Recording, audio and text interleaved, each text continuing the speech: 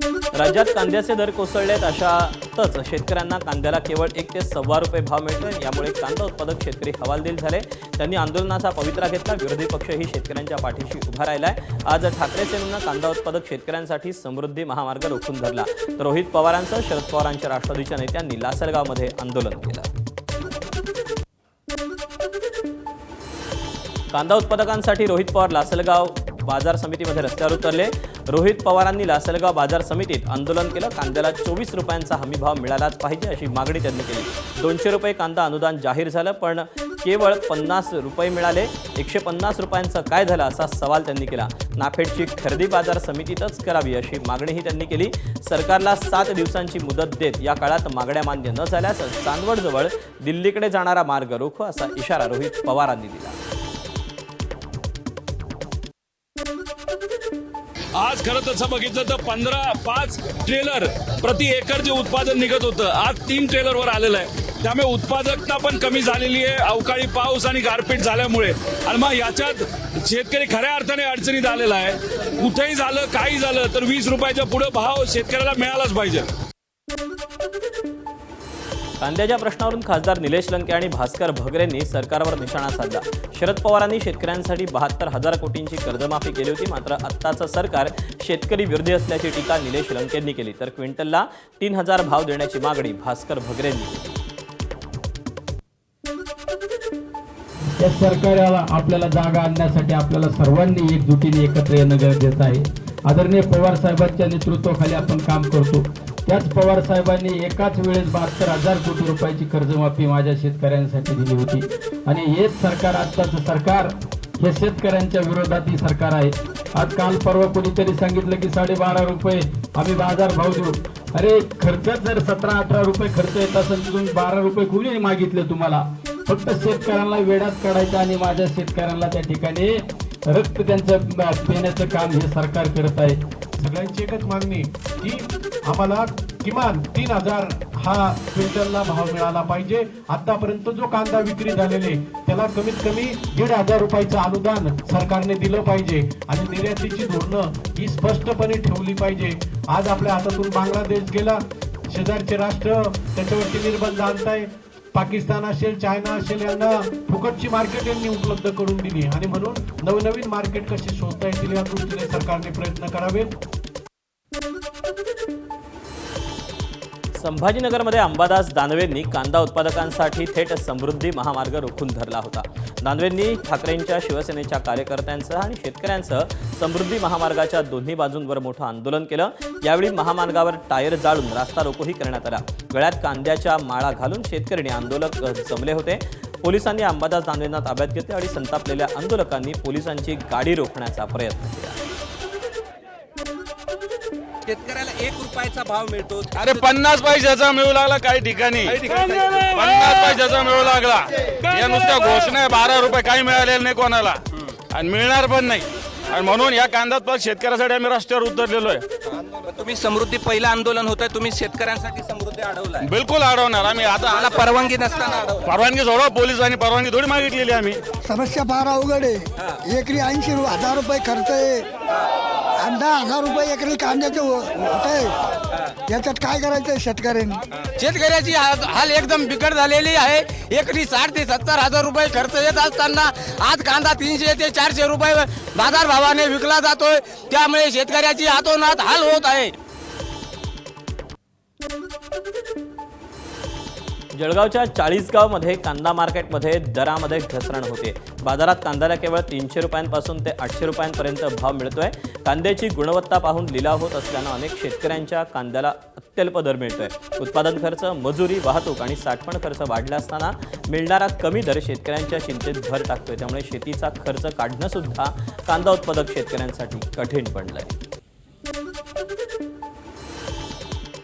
राज्यात पुन्हा एकदा इंधन टंचाईचं संकट गडद होताना दिसतंय। अनेक जिल्ह्यात इंधनाचा तुटवडा निर्माण झाला असून अनेक पेट्रोल पंपांवर नो स्टॉकचे फलक लागले।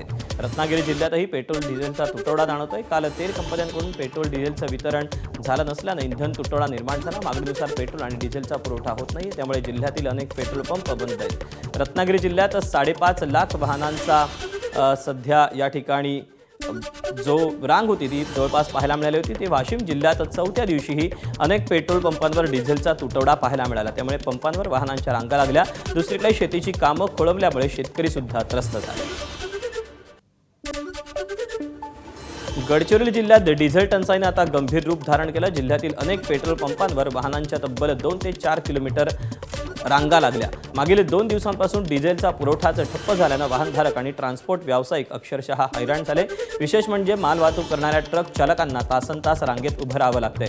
डिझेलअभावी वाहतूक व्यवस्था विस्कळीत होण्याची भीती व्यक्त केली जाते. डिझेल टंचाई लक्षात घेता प्रशासनानं तातडीनं हस्तक्षेप करून डिझेल पुरवठा सुरळीत करावा अशी मागणी आता नागरिक आणि वाहनधारकांकडून केली जाते.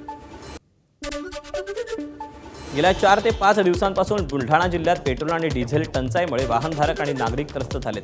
मान्सूनपूर्व कामं ट्रॅक्टरनं करावी लागतात आणि त्यासाठी डिझेल मिळत नसल्यानं रात्रभर शेतकऱ्यांनी रांगा लावल्या होत्या. त्यामुळे पोलीस बंदोबस्तात पेट्रोल डिझेलची विक्री करण्यात आली. जिल्ह्यात 165 पेट्रोल पंप असून अर्ध्याहून अधिक पंप इंधनाअभावी बंद झाले. डिझेल घ्यायला आलो तुम्ही, डिझेल मिळत नाही. त्याच्यामुळे 12 एकर शेती आपली पडीत पडत आहे. याच्यामुळे तुम्ही याच्यावर लक्ष द्या आणि ते पूर्ण आम्हाला डिझेल मिळलं पाहिजे असं तुम्ही लक्ष ठेवा. नाही तर कारण जसं टंचाई झाली नाही पाहिजे, कारण इथं पोलीस संरक्षण आता कसं खूप अडचणी येऊन राहिल्या ह्या. तर तुम्ही याच्यावर लक्ष द्या, आम्हाला डिझेल मिळलं पाहिजे. गॅस सिलेंडर मिळत नसल्यानं नांदेडच्या नायगाव शहरातील नागरिकांचा संताप पाहायला मिळाला. नांदेड हैदराबाद मार्गावर रिकामे गॅस ठेवून रास्ता रोको करण्यात आला. सर्वसामान्य ग्राहकांना गॅस सिलेंडर भरून देण्यास टाळाटाळ करत असल्याचा आरोप नागरिकांनी केला. तांत्रिक अडचणी दाखवत सिलेंडर मिळत नसल्याचा आरोप करण्यात आला असून या समस्येकडे लक्ष वेधण्यासाठी रास्ता रोको करण्यात आला. परभणीच्या मानवतमध्ये पुन्हा गॅससाठी मोठी रांग लागलेली पाहायला मिळाली. गॅस एजन्सीकडून पुरवठा होत नसल्यानं भर उन्हात नागरिकांना रांगेत उभं राहावं लागलं. परभणी पाथरी महामार्गावर असलेल्या मानवत गॅस एजन्सी बाहेर सिलेंडर मिळण्यासाठी मानवतमधील नागरिकांनी मोठी रांग लावली. परभणी जिल्ह्यात मागील 2 दिवसांपासून निर्माण झालेले पेट्रोल आणि डिझेलची टंचाई आता काही प्रमाणात निवळताना दिसते. अनेक पेट्रोल पंपांवर नो स्टॉकचे फलक लागले होते, ते हटवण्यात आले. काल रात्री उशिरा डेपोमधून इंधनाचा पुरवठा झाल्यानंतर पुन्हा विक्री सुरू करण्यात आली. काल रात्री डेपोकडून इंधनाचा पुरवठा झाल्यानंतर बहुतांश पेट्रोल पंपांवर पुन्हा डिझेल आणि पेट्रोल उपलब्ध झालं. त्यामुळे शहरासह जिल्ह्यातील अनेक भागांमध्ये इंधन विक्री सुरळीतपणे सुरू झाली. हिंगोली ते डिझेलसाठी शेतकऱ्यांचे अक्षरशः हाल सुरू आहेत. 6 तास रांगेत उभं राहावं लागतंय. ग्रामीण भागात बहुतांश ठिकाणी अशी स्थिती आहे. पेट्रोल पंप चालक मनमानी करत असल्याचा शेतकऱ्यांचा आरोप आहे. हिंगोली वाशिम रोडवरील श्री मारुती पेट्रोल पंपावर फक्त 2000च डिझेल दिलं जात आहे असा आरोप शेतकऱ्यांनी केला. तापमानाचा पारा 42 अंशांवर असताना डिझेलसाठी कॅनच्या लांबच लांब रांगा दिसत आहेत. भर उन्हामध्ये शेतकऱ्यांचा डिझेलसाठी संघर्ष सुरू आहे. त्यामुळे शेतीच्या मशागतीची सर्व कामं ठप्प पडली आहेत. कशासाठी पाहिजे डिझेल? ट्रॅक्टरसाठी, शेतातल्या कामासाठी. ऊन लागायला. हो, 40 डिग्री सेल्सिअस आवश्यक आहे. बरं. हो डिझेलसाठी थांबले. हो. बरं, किती डिझेल द्यायला होता? 2000 रुपयाचं. बरं. हो. आमचं म्हणणं आहे की ते म्हणतात की पंपवाले वाहन घेऊन या. आमचं इथून अंतर 30 किलोमीटर आहे. जेवढ्याचं डिझेल द्यायला ते 2000, तेवढं आम्हाला जाण्या येण्याला डिझेल लागते. मग आम्ही ते डिझेल घ्यायचं की वाहन आणायचं? म्हणजे 2000 डिझेल मिळते तेवढं जाण्या येण्यामध्ये मग शिल्लक काय नाही. कॅन मध्ये किती द्यायला? 2000 रुपयाचं. ते पण कॅन मध्ये बंदी आहे अदर पंपावर. इथं फक्त 2चं भेटायला. कालपासून आलो, काल माघारी गेलो, डिझेल भेटलं नाही आम्हाला. आज सकाळी 8 वाजल्यापासून आलो, आणखी डिझेल काय भेटलं नाही. शेतातली कामं आणखी करायची राहिलेत. 20 लिटर डिझेल द्यायलेत. 20 लिटर मध्ये काय होते साहेब?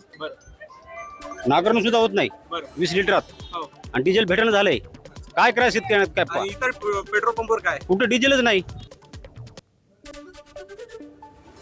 घरपोच खाद्यपदार्थ वितरण आणि पार्सल सेवा महागण्याची शक्यता आहे. इंधन दरवाढीमुळे फूड डिलिव्हरी कामगारांना आर्थिक फटका बसतोय. त्यांच्या रोजंदारी वेतनाच्या रचनेत बदल न केल्यास मोठ्या संख्येनं कामगारांना रोजगार गमवावा लागेल असा इशारा gig and platform service workers युनियननं दिला. इंधन तसंच सिलेंडरच्या दरवाढीमुळे कामगारांवरील आर्थिक संकट वाढल्याचं अध्यक्षा सीमा सिंग यांनी सांगितलं. पेट्रोल डिझेल दरवाढीच्या पार्श्वभूमीवर युनियननं ॲप आधारित कामगारांसाठी प्रति किलोमीटर सेवा दरात 20 रुपयांची वाढ करण्याची मागणी केली आहे. दरवाढीमुळे दिवसभरातील 200 ते 300 रुपयांच्या कमाईवर परिणाम झाल्याचं सांगितलं जात आहे. पंतप्रधान नरेंद्र मोदी यांच्या इंधन बचतीच्या आवाहनाला प्रतिसाद देत सोलापूर जिल्हा परिषदेत आज नो व्हेइकल डे साजरा करण्यात आला. जिल्हा परिषदेचे मुख्य कार्यकारी अधिकारी कुशल जैन, उपाध्यक्ष इंद्रजित पवार दोघेही सायकलवर जिल्हा परिषदेत दाखल झाले. दरम्यान जिल्हा परिषदेत आठवड्यातला सोमवार हा नो व्हेकल डे जाहीर करण्यात आला. त्यामुळे अधिकारी, कर्मचारी आणि सदस्यांनी सायकल, इलेक्ट्रिक वाहन वापरण्याच्या सूचना जिल्हा परिषदेमार्फत देण्यात आल्या होत्या. त्यानुसार अनेक अधिकारी आणि कर्मचारी आज सायकल, इलेक्ट्रिक वाहनं किंवा सार्वजनिक वाहनांनी जिल्हा परिषदेत पोहोचले. दरम्यान ज्या कर्मचारी अधिकाऱ्यांनी आज नो व्हेकल डे पाळला नाही त्यांना कारणे दाखवा नोटीस बजावण्यात येईल अशी माहिती जिल्हा परिषदेचे मुख्य कार्यकारी अधिकारी कुशल जैन यांनी दिली. नाही, मला झाला जवळपास 1 वर्ष झाला मला सायकल चालवताना. काय फिलिंग आहे सायकल चालवतानाच? नाही, मला खूप म्हणजे चांगला वाटला, कारण माझी जे मॉर्निंगची एक्सरसाइज तो पण झाली आणि जे आवाहन जिल्हा परिषद सोलापूरने इथे केलेलं आहे की प्रत्येक मंडे, प्रत्येक सोमवारी आम्ही नो व्हेकल डे म्हणून करणार आहे, त्याचं पण पालन आज झालेलं आहे. IAS अधिकारी मिलिंद म्हैसकर आणि मनीषा मिलिंद म्हैसकर यांनी परदेश दौरा रद्द केला. पंतप्रधान नरेंद्र मोदी यांच्या आवाहनाला प्रतिसाद देत परदेश दौरा रद्द केल्याची माहिती म्हैसकर दाम्पत्यानं दिली. प्रदेश दौऱ्याचा योग क्वचित येत असतो, त्यामुळे रद्द करण्याचा निर्णय कठीण होता. तर आता परदेशात जाण्याऐवजी हे अधिकारी दाम्पत्य नागपूरला जाणार आहेत असं त्यांनी व्हिडिओत म्हटलं. पंतप्रधान नरेंद्र मोदी यांनी भारतीय नागरिकांना बचतीच्या माध्यमातून आत्मनिर्भर भारतासाठी केलेल्या आवाहनाला जाहीर पाठिंबा देण्यासाठी सांगलीतील मारुती चौक इथे एक परिषद पार पडली. आमदार सदाभाऊ खोत, आमदार गोपीचंद पडळकर यांच्या प्रमुख उपस्थितीत ही परिषद पार पडली. या परिषदेत सदाभाऊ खोत आणि गोपीचंद पडळकर यांनी मोदींच्या आवाहनाची खिल्ली उडवणाऱ्या विरोधकांवर टीका केली. आता जे माननीय मोदी साहेब गेलेले आहे तिथून समुद्राच्या खालून पाईपलाईन करून भारताचा कायमचा प्रश्न मिटवता येतोय का, याच्यावरती विचार सुरू आहे. जर मोदी साहेब समुद्राच्या खालून पाईपलाईन भारतात आणायचा विचार करत असतील तर त्यांना, ज्यांना ईश्वरपूर सांगली रस्ता करायची अक्कल नाही, त्यांनी मोदी साहेबांना सल्ला देण्याची आवश्यकता नाही. ज्यांना साधे खड्डे बुजवता आले नाहीत ते समुद्राच्या खाली कधी जाणार सांगा. ते म्हणते ते ट्रम्प तात्याला भेटतय. अरे आम्ही ट्रम्प तात्याला भेट नाही. खरा पैलवान जेव्हा समोरचा पैलवान डावाव येतो तेव्हाच ढाक मारतो. तुम्हा सगळ्यांना एक एक ढाक बसली अजून उठायला आलेलं नाही.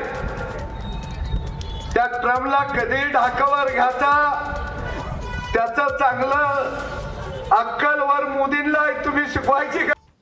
नीट पेपरफुटी प्रकरणात पुण्यातील मॉडर्न कॉलेजच्या प्राध्यापिका मनीषा मांढरेला सीबीआयकडून अटक करण्यात आली, परंतु तिचं अजूनही निलंबन झालेलं नाही. सीबीआयकडून काल मॉडर्न कॉलेजला पत्र पाठवण्यात आलं. मनीषा मांढरेच्या निलंबनासंदर्भात उद्या मॉडर्न कॉलेजमध्ये कोर कमिटीची बैठक आयोजित करण्यात आली. या बैठकीत मांढरेच्या निलंबनासंदर्भात चर्चा होईल. दरम्यान बैठकीनंतर मांढरेवर निलंबनाची कारवाई करू असं महाविद्यालय प्रशासनाकडून सांगण्यात आलेलं आहे. नीट पेपरफुटी प्रकरणात लातूरमधील अनेक नामांकित डॉक्टर सीबीआयच्या रडारवर आहेत. सीबीआयच्या पथकाने या डॉक्टरांची चौकशी सुरू केली. मोठी रक्कम देऊन पेपर खरेदी आणि विक्री केल्याचा संशय सीबीआयला आहे. सीबीआयनं अनेक संशयितांना चौकशीसाठी पुण्यात बोलावलं. सीबीआयचं पथक 4थ्या दिवशी लातूरमध्ये होतं. या प्रकरणात आणखी बरीच मोठी नावं पुढे येण्याची शक्यता आहे. नवी मुंबईत CIDCO Africa Bharat business centre उभारणाऱ्या मुख्यमंत्र्यांच्या उपस्थितीत हा करार झाला. भारत आणि आफ्रिका देशांमधील व्यापार, गुंतवणूक आणि सांस्कृतिक संबंधांना बळकटी देण्यासाठी खारघरमधल्या आंतरराष्ट्रीय कॉर्पोरेट पार्कमध्ये या बिझनेस सेंटरसाठी 20 एकर जागा राखीव ठेवण्यात येणार आहे. व्ही डी सतीशन यांची आज केरळच्या मुख्यमंत्रीपदाची त्यांनी शपथ घेतली. सतीशन यांनी केरळचे 13वे मुख्यमंत्री म्हणून शपथ घेतली. त्यांच्यासह 21 मंत्र्यांचाही शपथविधी पार पडला. केरळमध्ये मुख्यमंत्रीपदासाठी काँग्रेसमध्ये सतीशन, के.सी. वेणुगोपाळ आणि रमेश चेन्निथला यांच्यात स्पर्धा होती. या शपथविधी सोहळ्याला काँग्रेसचे राष्ट्रीय अध्यक्ष मल्लिकार्जुन खरगे, राहुल गांधी, प्रियंका गांधी वाड्रा यांच्यासह कर्नाटक, तेलंगणा आणि हिमाचल प्रदेशचे मुख्यमंत्री आणि तामिळनाडूचे मुख्यमंत्री विजय हे उपस्थित होते. केंद्रीय माहिती आयोगानं बीसीसीआयच्या बाजूनं महत्त्वपूर्ण निकाल दिला. बीसीसीआय आरटीआय कक्षेबाहेर राहणारे बीसीसीआय आरटीआय कायद्याअंतर्गत पब्लिक ऑथॉरिटी मानण्यास नकार देण्यात आला आहे. बीसीसीआय तामिळनाडू सोसायटी नोंदणी कायद्यानुसार नोंदणीकृत स्वतंत्र संस्था असल्याचं निरीक्षण नोंदवण्यात आलं. संस्थेची स्थापना संविधान किंवा संसदेच्या विशेष कायद्यानं झालेली नाही. सरकारचं बीसीसीआयवर थेट किंवा सखोल नियंत्रण नाही असं मत CICनं नोंदवलं. मीडिया राईट्स, प्रायोजकत्व आणि तिकीट विक्रीतून बीसीसीआय स्वतः महसूल उभा करते. 2018 मध्ये तत्कालीन माहिती आयुक्त M. श्रीधर आचार्यलू यांनी BCCIला पब्लिक ऑथॉरिटी मानण्याचे निर्देश दिले होते.